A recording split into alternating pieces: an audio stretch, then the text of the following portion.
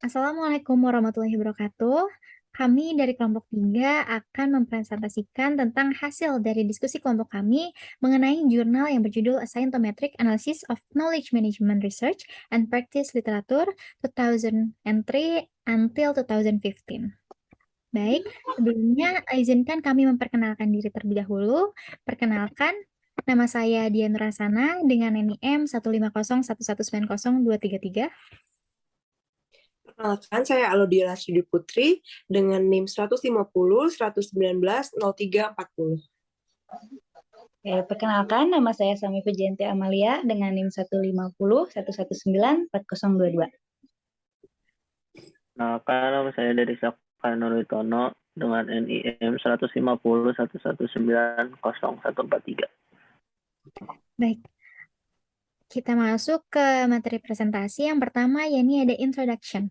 Jurnal ini ditunjukkan untuk menyediakan jurnal tinjauan expert yang berkualitas tinggi. Lalu, jurnal ini juga membahas secara akademik maupun praktikal atau korelasi keduanya. Jurnal ini juga berfokus lebih ke cross-disciplinary research, mixtures of technique, differing school of thought, dan jurnal ini juga menjadi salah satu jurnal terkait knowledge management yang sudah ditinjau oleh expert. Dan yang terakhir ini jurnal ini menjadi jurnal knowledge management pertama yang memperoleh impact factor pada tahun 2003. Baik, selanjutnya akan dilanjutkan oleh rekan saya.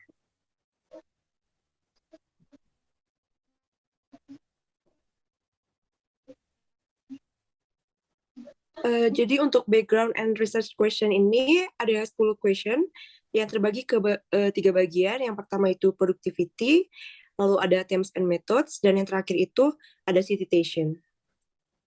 Boleh dilanjut selanjutnya? Sekarang masuk ke bagian metodologi.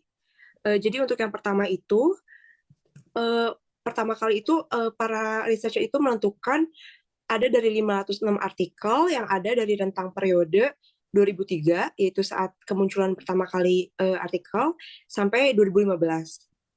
Lalu setelah itu, artikel ini disortir, yang tidak dimasukkan itu ada editorial, ada position paper, book review, dan itu disingkirkan dari daftar, sehingga hanya ada 344 artikel yang dipakai. Artikel ini tuh yang sudah ditinjau expert untuk dianalisis selanjutnya. Sisa dari 162 artikel itu tidak bisa dianalisis.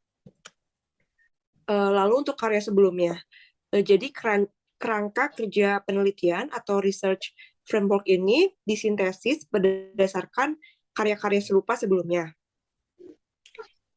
Lalu ada yang dinamakan gray area.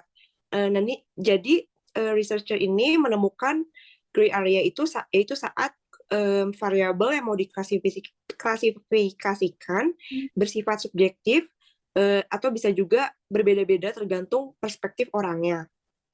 Gray area ini terbatas hanya untuk tema researcher methods dan research topics, karena pada dua tema ini tuh bisa mengklasifikasikan lebih dari 2 variabel. Untuk tema yang lain itu tidak bisa. Lalu untuk metode yang dipakai itu ada NCII atau Normalized Citation Impact Index. Nah, jadi untuk metode ini itu untuk menjawab RQ10, yaitu tentang citation. Jadi digunakan NCII itu untuk menghitung dengan cara membagi beberapa kali artikel itu sudah menjadi referensi, dibagi dengan berapa lama artikel itu sudah dipublikasikan. NCII method ini menyediakan hasil yang lebih akurat, apalagi dibandingkan dengan metode sebelumnya yang dinilai masih memiliki kekurangan. Kemudian ada finding terbagi dari authorship trend dan author affiliation. Authorship trend itu peningkatan tren multi-author pada periode kedua dari 2009 sampai 2015. Munculnya kolaborasi antar author dan semakin menurunnya author yang mempublikasikan artikel sendirian. Author affiliation, 90% author punya background akademik dan ada kaitan dengan institusi akademik, 10% praktisi. Next. country productivity dan GDP. Dari 57 negara dihitung melalui equal credit dan direct count method. Ada top 3 country yaitu UK, USA, Australia. Institutional productivity tidak ada yang saling mendominasi. 20% berasal dari akademik institusi. Top 3-nya National Technical University of Athens, lalu University of Sydney, dan Tampere University of Technology. Research method ada 47% artikel menggunakan single method, sisanya menggunakan lebih dari satu. Ada peningkatan studi empiris yang dipublikasikan baik kuantitatif maupun kualitatif pada periode waktu kedua. Modeling tools dan framework serta case study paling banyak digunakan researcher. Baik, selanjutnya dalam finding ini ada research themes. Di sini itu dalam research theme pada knowledge management itu ada 5 topik utama yang dimana saat direview pada periode kedua ini meningkatkan popularitas pada keyword. Yang pertama itu ada knowledge sharing, yang kedua ada intellectual capital, yang ketiga ada knowledge creation, yang keempat ada knowledge transfer, dan juga yang kelima kultur. Pada 5 topik utama ini merupakan yang paling populer pada tahun 2015, di mana review keyword ini tuh yang paling ternama dan juga terpopuler. Oke, kemudian ada keyword analysis, di mana di sini itu knowledge sharing adalah sebagai keyword yang paling sering digunakan pada jurnal knowledge management ini. Kemudian ada knowledge sharing juga itu sebagai core atau kunci dari knowledge management jurnal itu tersendiri. Kemudian ada knowledge management teknologi, di mana di sini itu ada teknologi yang bukan sebagai tools utama knowledge management, karena di beberapa pengetahuan itu tidak bisa di-manage sama dengan tech. Contohnya seperti tacit knowledge, itu tuh seperti sharing pengalaman, intuisi, juga wisdom juga, dan juga yang lainnya. Tetapi pada tahun ke tahun, integrasi IT semakin dipakai untuk knowledge management. Kemudian yang terakhir pada temuan kami ini ada citation analysis. Dengan lewatnya perhitungan NCII, tadi yang pada ada di methods, itu tuh artikel yang memiliki pengaruh terbesar itu adalah dari author knowledge management thinker terkenal, yaitu Ikujiro Nonaka. Yaitu beliau adalah sebagai salah satu teori yang paling money dan sangat dikutip dalam sejarah KM pada umumnya.